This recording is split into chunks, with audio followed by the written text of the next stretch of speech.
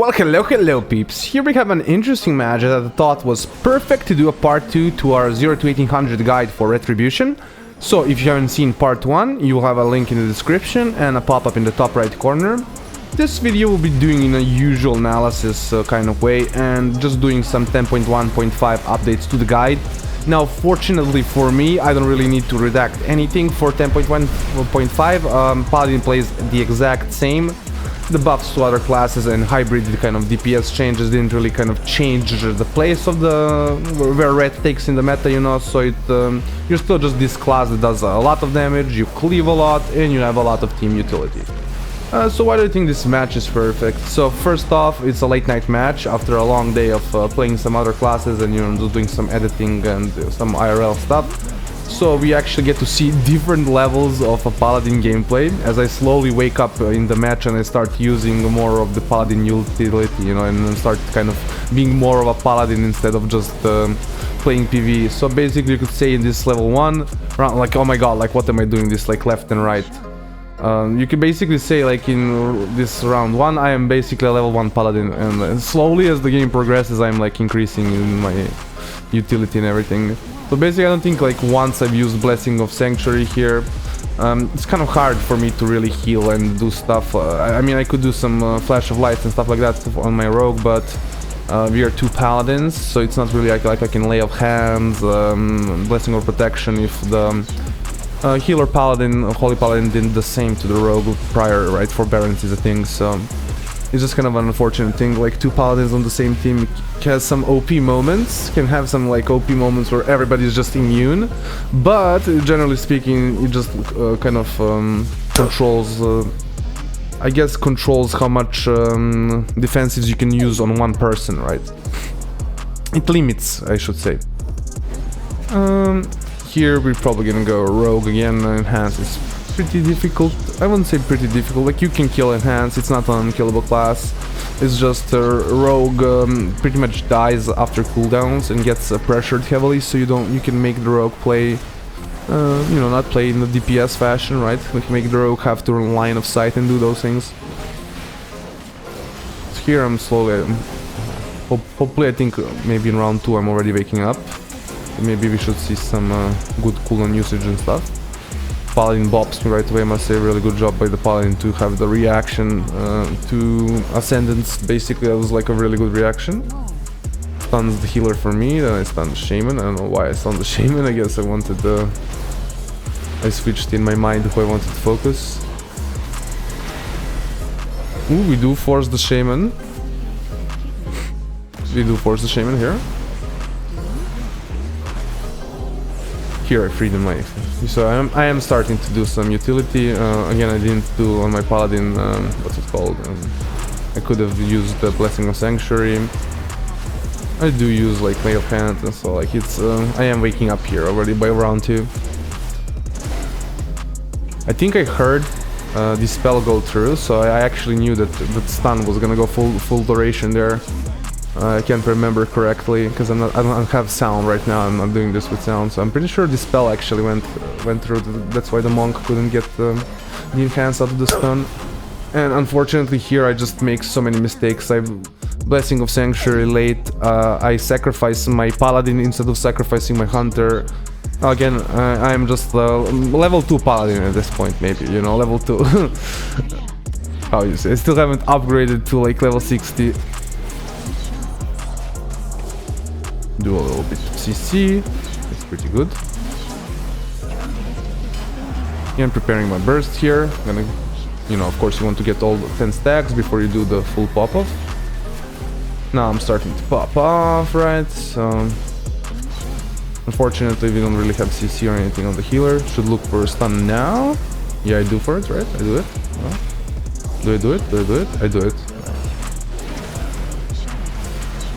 It's also kind of sacrifice, so we could event for like a swap on the Paladin or something. But it also depends on the enhance, of course. Here I used my stuff on the enhance. I wanted to use Blessing of Protection, but I used Blessing of Sanctuary first. So unfortunately it ends up, yeah, kind of like a wasted cooldown. stun again. Nice, we have Cocoon, so we can actually just keep going pressure. Get the Turtle, really good, really good. I'm not sure if actually, yeah, now we finally get Rogue's cooldown, so now we're in a like perfect situation to actually win. And at this point you can see like I'm already using my utility consistently on my teammate, right? I'm using it constantly, and it's also easier, right? I'm not playing with the Paladin this time, so it's a lot easier. Get him out. And unfortunately, I think I mistake my sacrifice again here. I use it on my healer. Even though I got the healer out of blessing, how do you say, got out of the CC, I just mistake my... I also didn't use my lay of hands, I don't know why. So again, I guess still a level 2 Paladin by that game. But here, peeps, I do have to inform you that only 4.3% of you are subscribed, so if you have been enjoying the content, please consider smashing that subscribe button. I also want to thank you for 1000 subs, and we're just keep climbing and climbing more, so thank you very much for that. It's all up, how do you say, all thanks to you viewers. Here we're just going, probably, I don't know why I'm hitting Enhance when I should be just hitting Rogue. Enhance just has more constant survivability. The Rogue can just die in a stun after like trinket usage and stuff like that. You don't even need them to use like evasion. You can just stun them and kill them. But I'm focusing Enhance like hardcore for some reason.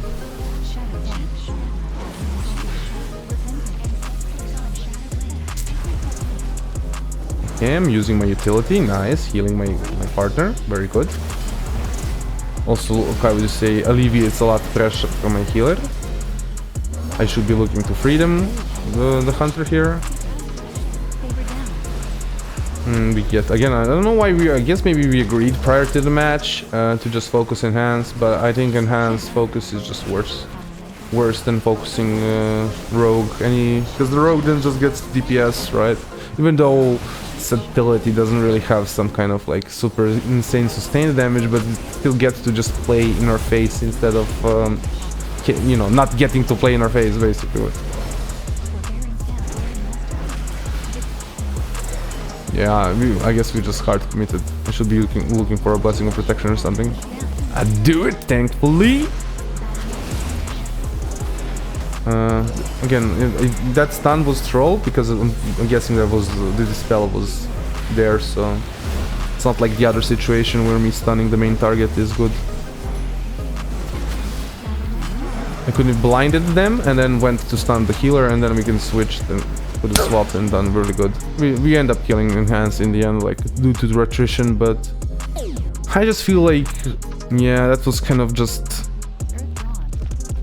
way too long, right? We should have just focused the Rogue. Ironically, I feel like the Rogue could have been just a faster... Yeah, we could have just jobbed the Rogue really quickly.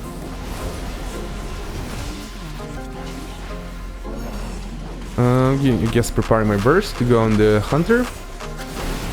Shouldn't have stunned there. Again, I have a Rogue with me this time, so the Rogue can take care of stunning the main target and those things. I should just stun the off target. Here I almost die, and I end up using like all my cooldowns. Right. Yeah, not actually all my cooldowns, I used the lay on hand. But, like, you understand, like, kind of unfortunate situation. Should have honestly just blessing of protection. Or actually bubbled. Bubbled because both of them can just take off blessing protection. Bubble was the right choice, actually. So, like, this is the one thing that's, like, I was talking in my guide in the tips and tricks section, is that really choosing your defenses is like hard, right? Can be really hard. Here also I don't know why I don't get my healer out of the stun. I have blessing, so I can just, yeah, just a mistake. And my Rogue is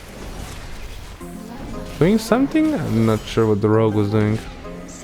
It didn't seem like he was kiting like behind a pillar, like line of sighting. Yeah, just pumping the Hunter here.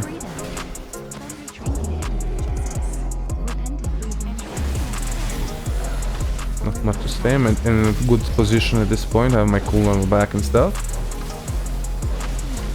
Should be maybe looking for CC on the healer. Should be like stunning right now or something like that. healing my rogue. Okay, chain the CC, nice. Oof, unfortunately, we're kind of getting pushed here. I'm getting my second crusade here. I can feel the panic, I can actually feel the panic here. I'm getting my cooldown. I think we should be able to get the hunter here. Like the rogue should be getting like a stun off here. I don't know where the stun is. Okay, he duels him. And I'll hopefully finish out. Oh no, hunter deters. I unfortunately break. Yeah, that's unfortunate. I just break blind there. But we got him in a cleave up situation here though. We got him in a cleave up. Right, we can just keep hitting, keep hitting, keep hitting. I think we get the hunt. Yeah, that's what I'm saying. We got them in cleave up. Very good. We're here at the final round.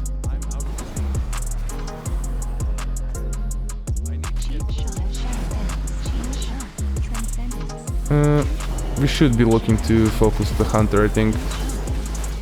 We also have a decent cleave, so... And we can also always just swap targets, right? So we can go like both.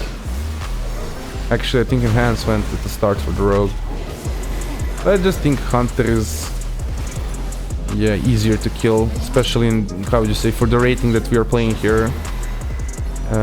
It is easier. So I did the specific rating. If it was maybe higher rating, the higher rated Hunter would be kiting in a lot more dubious ways, right? So, and I think, the Enchants just finishes off the healer there. Well, I hope you've enjoyed this little video. Like, comment, subscribe, all those things the YouTubers want you to do. And have a nice day!